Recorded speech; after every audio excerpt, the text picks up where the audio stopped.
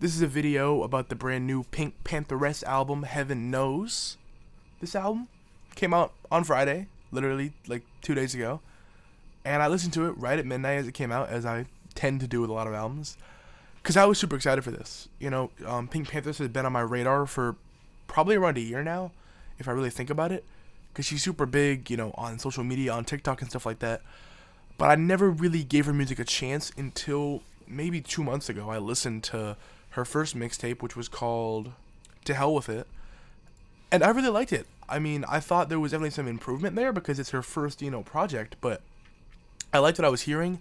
I liked her voice. I liked everything about it. And she produces a lot of her own songs. So when this album was announced about a month ago, a month and a half, I was pretty excited. I was like, okay, you know, let's see what we're going to get here, because she seems like a rising pop star at this point when you look at her numbers. And last night, or, you know, 2-3 nights ago, I was ready. And I came into this first track super happy, you know, excited. It starts off super, really dark, but she does her thing. And whoever Rima, don't know who this is. I've never heard of her before. But she also kills it on this song. This intro is really good. It sets the tone for this album because, you know, just from the album cover and the whole vibe of it, it's a little darker for her than, you know, what you might think. She's always had kind of that dark aesthetic, even on her mixtape. It's a very dark cover. Some of the beats are very brooding, you know?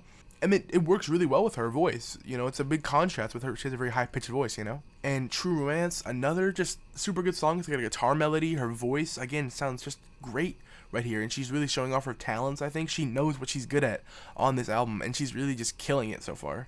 And track 3, Mosquito, which was released as like a single maybe a couple months ago at this point. Let me look. Yeah, it was released all the way back in September, so about 2 months ago.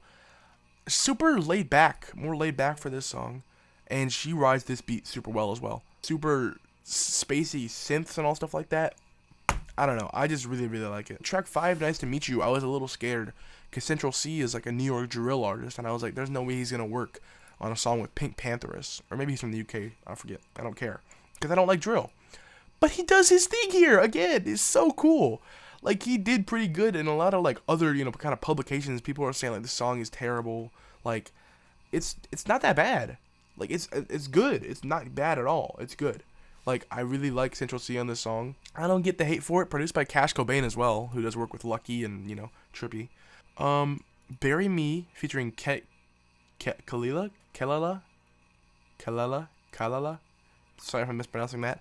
Never heard of her either, but this song is also super cool. It's produced by Benny X, who is famed from Drake songs, Yeet songs, everybody in the book at this point.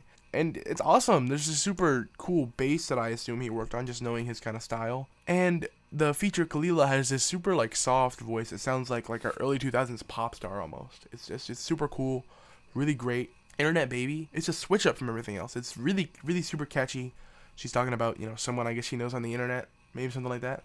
And, you know, I have to assume she does get a lot of, you know, just harassment in general, just from being a person, a big person, and being famous on the internet. So, I mean, she felt like talking about that, I guess. Good song. And near the end, the beat kind of switches up, and she changes, like, her vocal inflection and just kills it. But Ophelia, I didn't like it, really. The drums were a little bit more banging. They were a bit more booming. Just not for me, personally.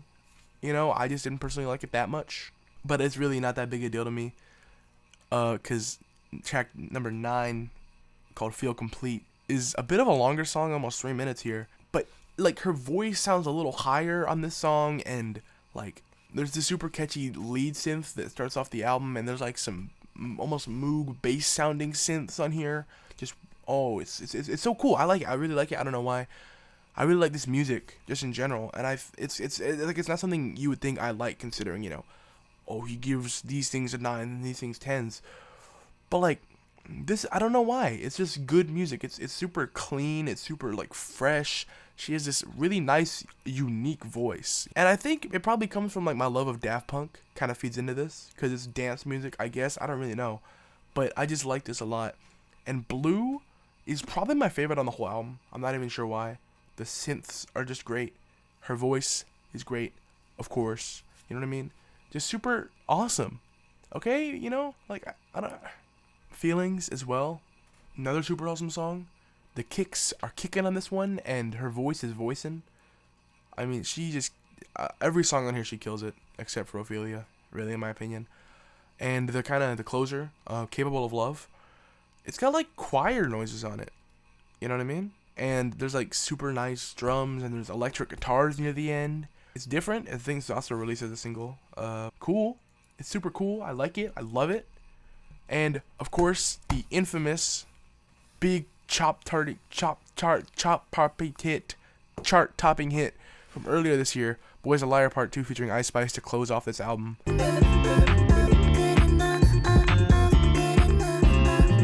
He say that I'm good enough, got my think about shit that I shouldn't have. So I tell him it's one of me, he making fun of me.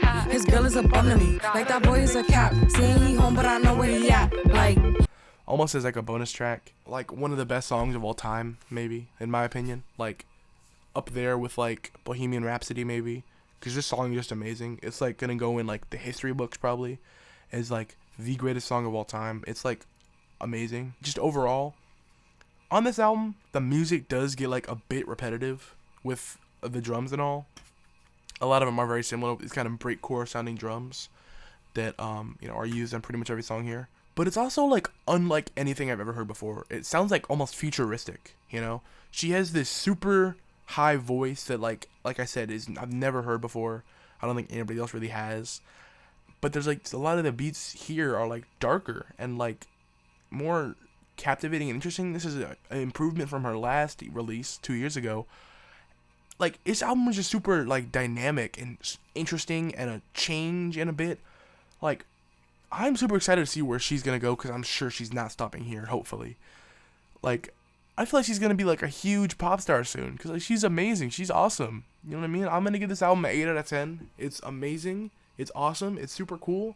I love it. That's all I have to say because it's awesome. Woo! Let's go, Pink Pantheress.